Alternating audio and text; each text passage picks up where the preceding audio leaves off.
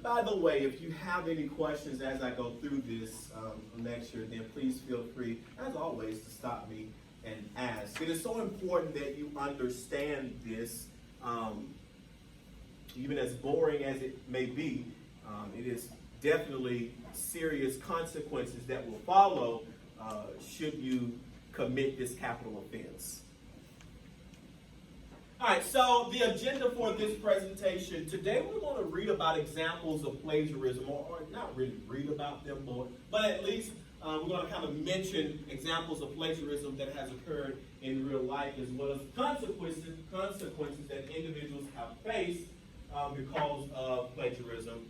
And in general, we're just going to learn more about plagiarism. That is, what it is, how you can avoid it, when to cite your sources, and how to cite your sources. So at best, we're going to try to get through as much of this as we can in the next 50 minutes or so. So I know you've heard this before. This is not your first time. Instructors have been talking about plagiarism, how you should not do it. Instructors have been talking about plagiarism and talking about plagiarism. And guess what they've also been talking about?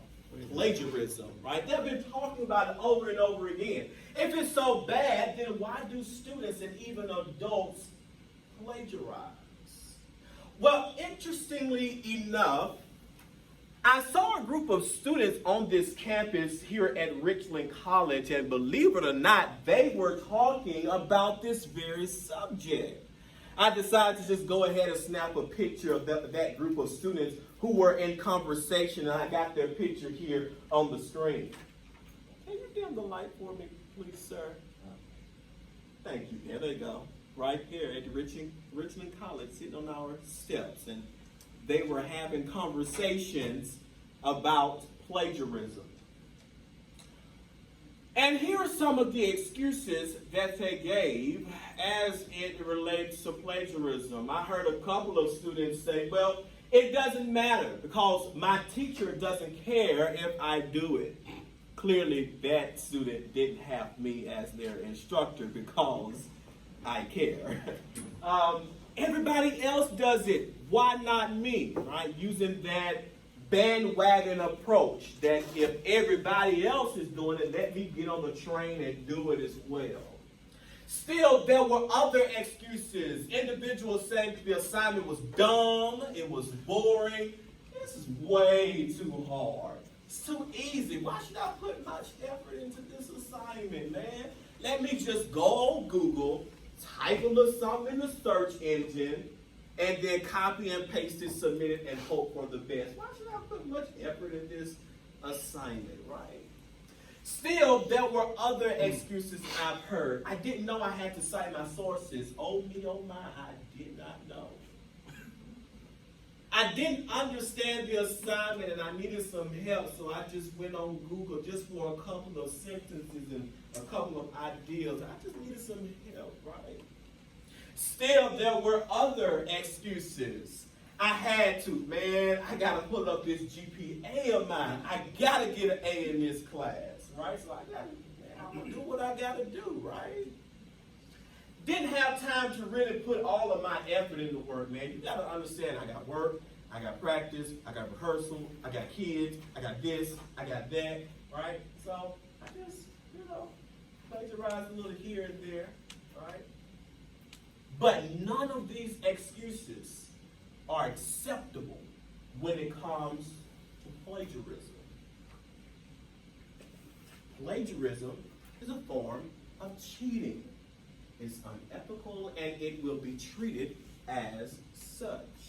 Let's take a look at some real life examples of individuals who have been caught plagiarizing. Oh my, that's just the term itself just makes my skin itch. Look at this lady. I can't stand her. I don't care if she is old. She is no remorse for me. Doris Kearns Goodwin. She was forced to step down from the Pulitzer Board after she was found to have accidentally used another word in one of her books. Good one. What's good about this despicable human being? Or let's take a look at this lady here. She was a tenured professor at Columbia University. Her name is Madonna G. Constantine. And she was fired from her position because she, too, plagiarized. Not just once, not just twice, but you know how sometimes you get away with one thing one time and then you feel like you can get away with it again and again and again, right? So she not only plagiarized once or twice, but it was rampant plagiarism. It was like an addiction. Once she started, she just could not stop, right? And the thing is, she was a tenured professor, which means when you have gained tenure, it is very difficult to get you fired. But plagiarism is one of those instances that can certainly get one fired. That's how serious it is. And then take a look at this guy here, Jason Blair. I'm ashamed to even call this guy a brother. He was a reporter for the New York Times, and he was accused of plagiarizing, fabricating in more than 40 stories in the New York Times. Between the years of 2002 and 2005, look what happened to him. He was fired from his job. And not only was he fired, but two individuals who were connected to this incident, they resigned as a result of the scandal. So it just doesn't affect you, but it affects those who are connected. All right. Man, let me get his picture off here. Blair Hornstein, right? She was the valedictorian of her high school class, and she gained acceptance into one of, maybe you've heard of this little prestigious institution of higher education called Harvard, right? It's up there with Richmond, it's right below Richmond College, right? After articles Hornstein wrote for the local newspaper were found to have been plagiarized, Harvard said, man, we cannot have you representing our institution. They took back their acceptance. Harvard, I'm with you on that. Or maybe you know this next individual that I will put on the screen here. I don't know. Let's see. Know her? Yeah.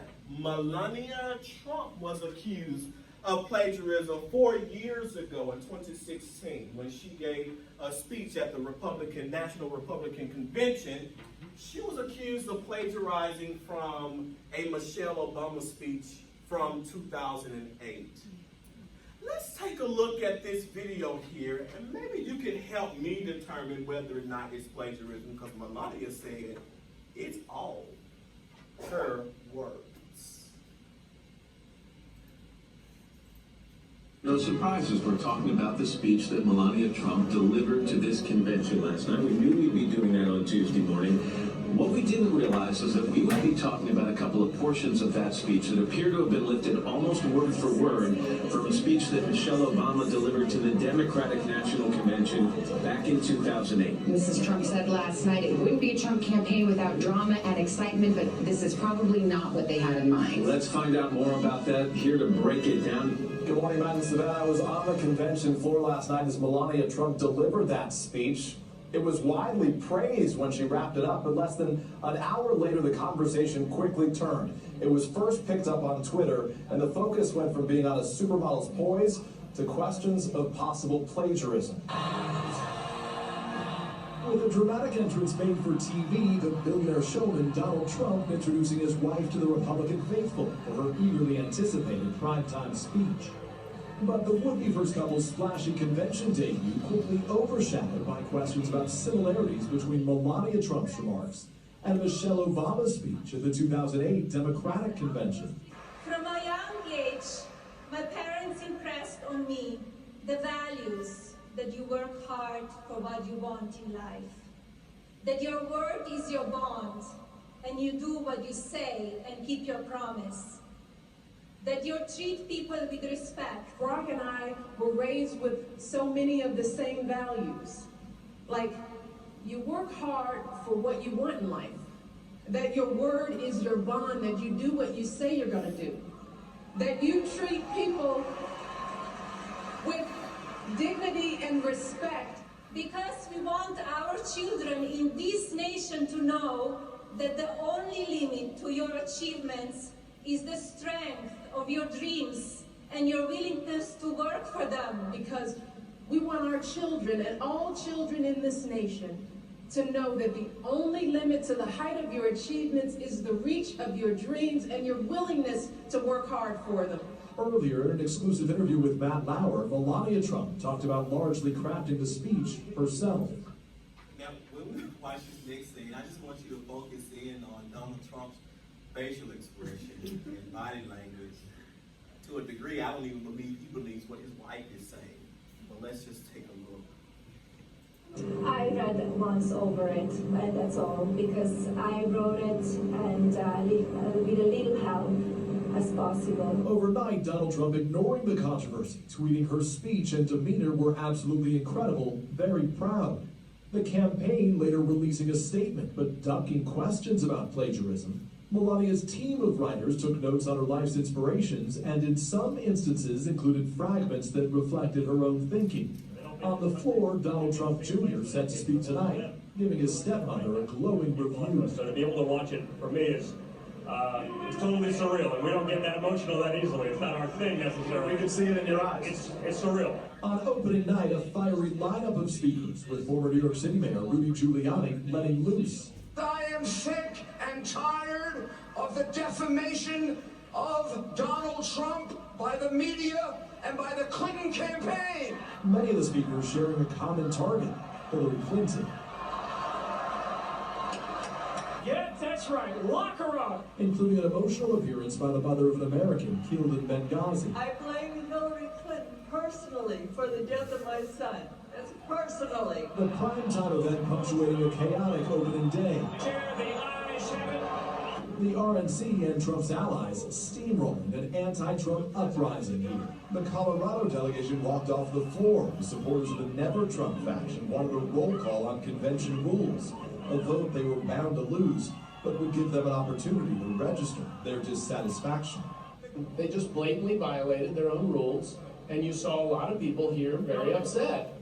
And overnight, President Obama's former chief speechwriter weighed in, accusing the Trump campaign of plagiarism. John Favreau tweeted, Sarah Hurwitz, Michelle's head speechwriter, used to be Hillary Clinton's, so the Trump campaign, he writes, plagiarized from a Hillary speechwriter. And again this morning, the campaign manager for Donald Trump is defending Melania Trump, saying there is no cribbing of Michelle Obama's speech. These were common words, he says, and values, and she cares about her family. Van Savannah? All right, Peter, thank you very much. So, what are your thoughts as it relates to this incident? Is this plagiarism? Is it not plagiarism? Sure looks like plagiarism. It looks like, sounds like plagiarism. They may be common words and thoughts, but that's a really common way of putting them all together, if that's the case. In the exact same order, right? So I want to take a look at this blog here from Turnitin, which is a software that is used to kind of match text, much like what we have in eCampus.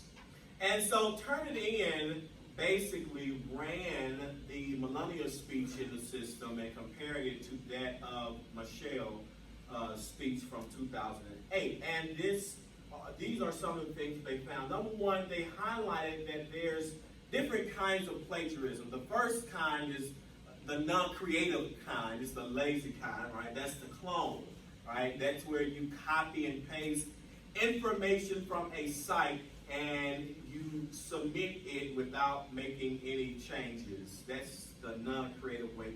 Now listen, I'm not trying to give you tactics or anything up here on how to plagiarize. I'm just going over the types that Turnitin talks about, okay?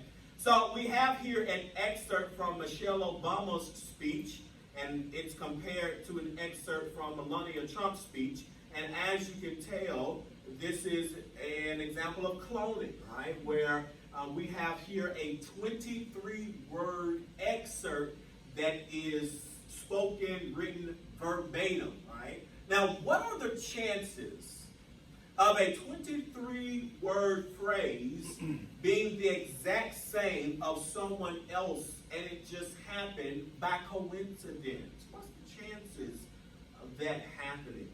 Turn It In says that there's a 1 in 1 trillion chance that a 16-word phrase matches another phrase the same than just by coincidence. So you can expect that it's much higher if you amp up the word count. Yes. Plus, if you're comparing one person who only speaks one language to one person who speaks 5 languages, and they still got it word for word. Are you asking has it happened or? No, I'm saying when you look at former First Lady, who admittedly only speaks English, versus Melania, who claims to speak 5 languages and English is not her first language, it's very surprising to me that she would use the exact same words. Yes. With no pauses, no changes in inflection or anything. Yeah, certainly, definitely. Right. So I bring this up because I think it's amazing when students have plagiarized and I question them about their plagiarism, and they have the same response as Melania Trump had on the airplane, that she wrote it herself, right? Again, the chance of that happening is very, very slim, okay? Yeah, so that's the cloning that Turn It In talks about. They also talk about the more creative way to plagiarize, which is to find and replace. That's when you locate an article on Google or whatever the case may be, and you copy and paste it into your document, and then you go and find synonyms for all the big, complex words, right? That's the find and replace. What we see here in this example is more of a find and delete, because she only deleted 2 other words from the text. Everything else is verbatim. That's dignity and, right? That is still plagiarism, right? And there are other examples here I won't go over. But take note that plagiarism is a serious offense, and so you should not do it. Steer away from it, okay? I really don't want to have any talks individually with students as it relates to plagiarism this semester, because I'm very good at catching it. So don't do it. All right, so as you can see, hopefully plagiarism is a serious offense, and so we're kind of going to go through this presentation to talk about it and how we can avoid it. Number one, let's talk about plagiarism and what it is. So by definition, plagiarism means to steal another person's words and to use them as your own. But it's not just the words, it's the ideals as well, right? So if there is an ideal that you are writing on, that you were inspired by from someone else, then you are as well to cite the ideals of another person, right? Plagiarism is to pass off the words or ideas of another person as one's own. Furthermore, it doesn't matter whether the theft is intentional or accidental. Either way, there's plagiarism.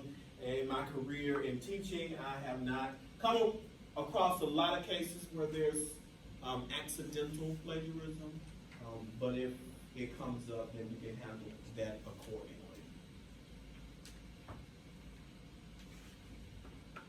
All right, so you probably have 2 questions at this point. What do I need to cite, and how do I cite the doggone thing, right? We all know that it's wrong. Tell us how to cite this Lord, right? All right, so here is a chart here by Robert A. Harris. It comes from his book entitled The Plagiarism Handbook. And this kind of helps us determine what should be cited and what should not be cited. First, you want to start here and ask yourself, did I think of this knowledge? Did I think of it? If indeed you did think of it, then you do not need to cite it, okay? So again, if it is your knowledge, you didn't think of it, then you do not need that you did think of it, then you do not need to cite it. If you did not think of it, then ask yourself, is this common knowledge? Is this knowledge that the average Joe or Jane would know, right? If it is common knowledge, then you do not need to cite it. If it is not common knowledge, then you need to cite it, okay? Now, if you don't remember this, the advice that I tell all of my students is if you are questioning whether or not you should cite something, just go ahead and cite it, just to be on the safe side, okay? All right, so let's now check to see whether or not you understand when you need to cite the source and when you don't. Let's display case number 1 on the screen here. So Jack isn't sure if he needs to cite the source of the information he found this fact online. Here's the fact that he wants to use in his paper. Abraham Lincoln was our 16th president. Your task is to determine whether or not he needs to cite or he does not need to cite. I need you to take about 7 seconds to think on that, and then we'll have some discussion. Abraham Lincoln, 16th president. Does he cite that, not cite that? Why or why not?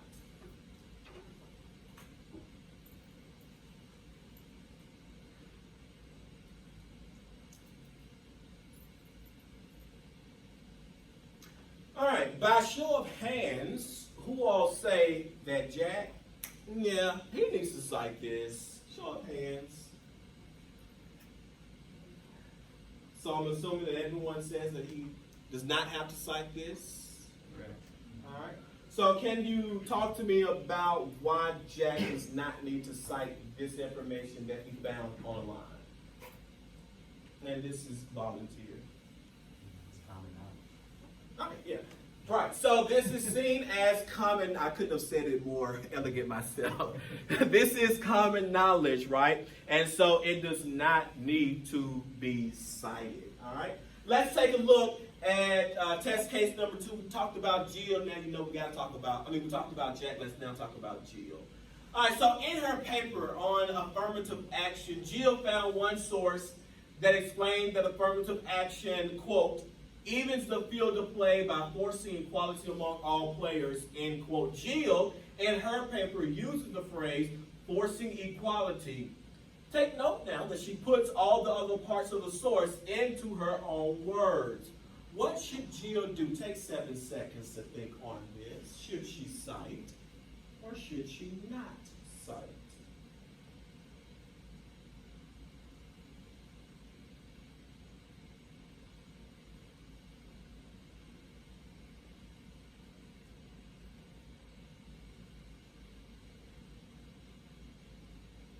All right, by show of hands, who all say Jill? Baby girl, you got to cite this. Show of hands.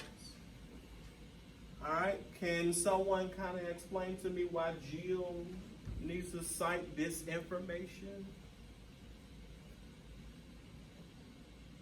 Yes, David. I'm sorry. Well, if she took something out of another source and put most of it in her own words, I mean, there is a certain amount of wiggle room allowed for words that are just the most appropriate. But if you didn't put all of it in your own words, you should still cite it. Because you're using somebody's words. Right. And we see here, we clearly see that she's using this phrase forcing equality, which came from this source here, right? So, using the exact same words from a source, you should cite. Thank you so much. All right, let's take a look at one more test case, and that would be of Gretel. Gretel found a very helpful article in an online database. She very carefully made sure that she rewrote the content of the article using her own personal style. And listen, she changed the author's syntax. Don't be afraid of that word syntax. It just simply means sentence structure, okay? So she rearranged the structure of the sentences, and she organized it so that it fit seamlessly into her paper. Well, what should Gretel do in this circumstance? Should she cite? Should she not cite? Take about 7 seconds to think on that.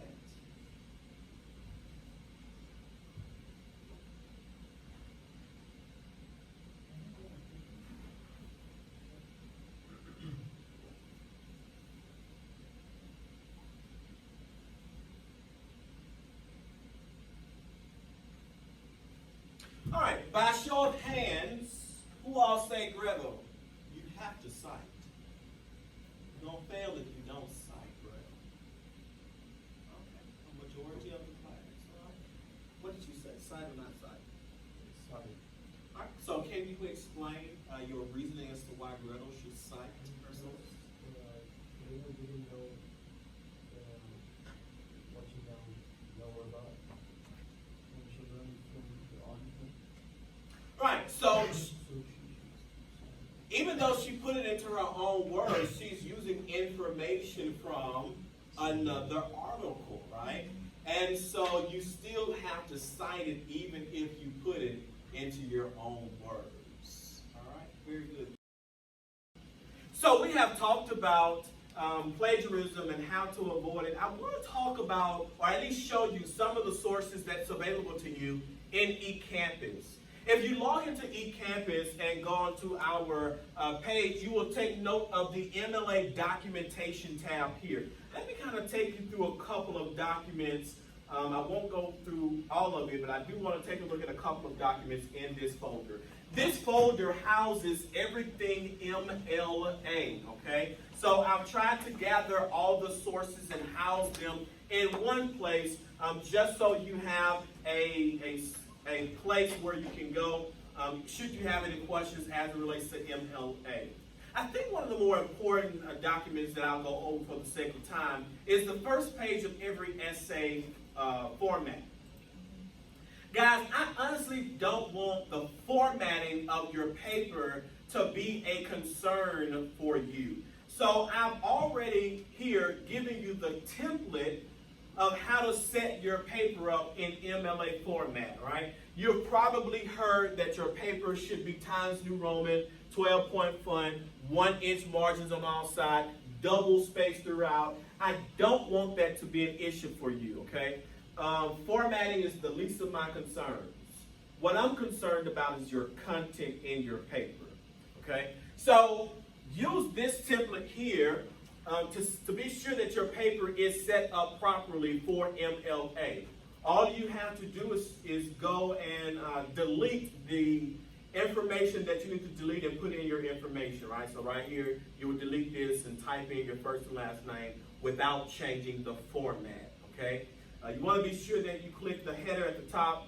You want to double click it in order to get in there, and then delete the student last name portion and input your last name. Okay, it's simple as that, guys. Again, I don't want formatting to be a real issue for you all, because I can tell when you have started from a blank template and you didn't set your paper up correctly with MLA. Right? You start a new template in Word, and then you come here to paragraph. You line space double and say, oh man, I got my space, my paper double space. No, you don't, okay? There's an additional step that you need to do, and that's to change the spacing after to 0, okay? So that your paper is truly double spaced, all right? So in essence, I'm just trying to tell you that you already have the template. Don't make this difficult on yourselves, okay? I don't want to take out points because it's not in the proper formatting. I've already done it for you. Anybody use Google Docs in here? I know some people use Google Docs, and Google Docs has an MLA template in there. And I've looked at it. There are a couple of changes you do need to make in Google Docs because the spacing between the date and the title is extremely large, and it's not double spaced throughout. And then secondly, you need to be sure that you go into the header to type your first and last name. That's if you're using Google Docs. Those are the two errors that I found when I looked at Google Docs. So if you're using Google Docs, be sure that it is truly double spaced from the date, between the date and the title, and be sure you insert your last name in the header, okay?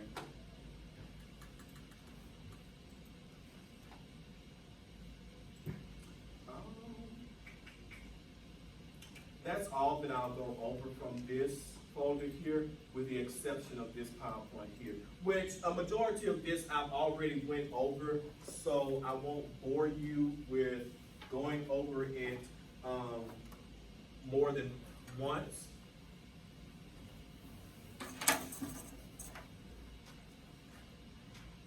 This comes from Purdue OWL, which is an exceptional resource that you can use all things MLA. A lot of the sources that I pull comes from Purdue OWL. All right, talk about that, talk about that, talk about that, talk about that, talk about that, talk about that, talk about that, talk about that, talk about that, talk about that, talk about that. Oh, I need to talk about this. All right, in-text citation. When you cite a source using in-text citation, or what I like to call parenthetical citation, those two words are synonymous of each other, there are two pieces of information you should always keep in mind. That is the author's last name and the page number, okay? Those are the two pieces of information that goes inside the parentheses. Author's last name and the page number. Here's the exception. If you have given the author credit outside of the parentheses, you do not need to include the author's last name in the parentheses. If you don't understand anything else that I tell you today, please walk out of here with that information. Let's take a look at this example here. There are three sentences here. Let's take a look at them separately, all right?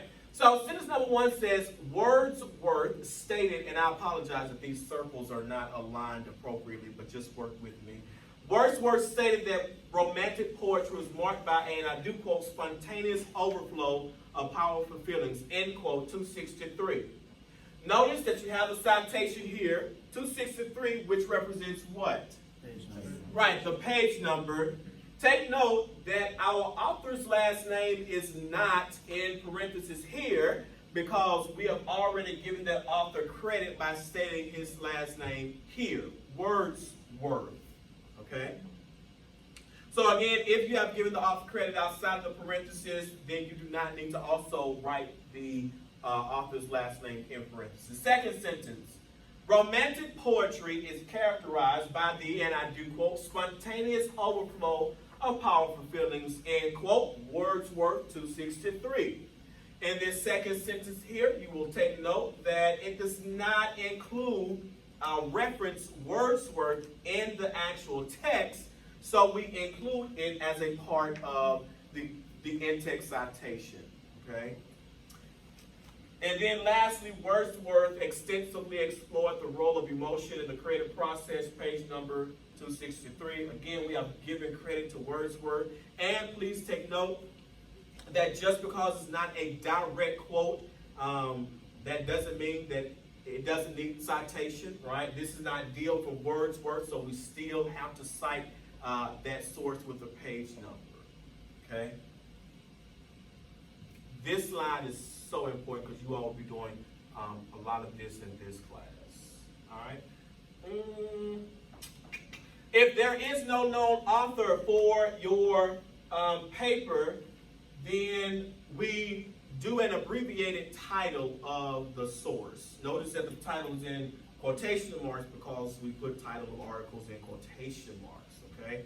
The full article here is the impact of global warming in North America. This here is an abbreviation of that title. So when there is no author, in place of that, we use the abbreviated title of the article, okay? And then the page number. If you have different authors that have the last same name, then you would use the first name initial to differentiate between the 2 or 3 authors, however many there may be with the same last name, okay? If you have authors or multiple authors for one source, then you would use the Latin abbreviation ETAL period. All right? This means and others.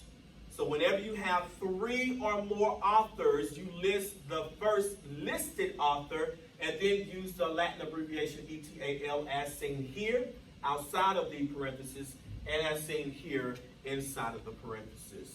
If you have 2 authors, then you will simply write it as Strong and Ellis or Johnson and Smith, right? Notice here that we write out and, we don't use the ampersand or the and symbol, okay?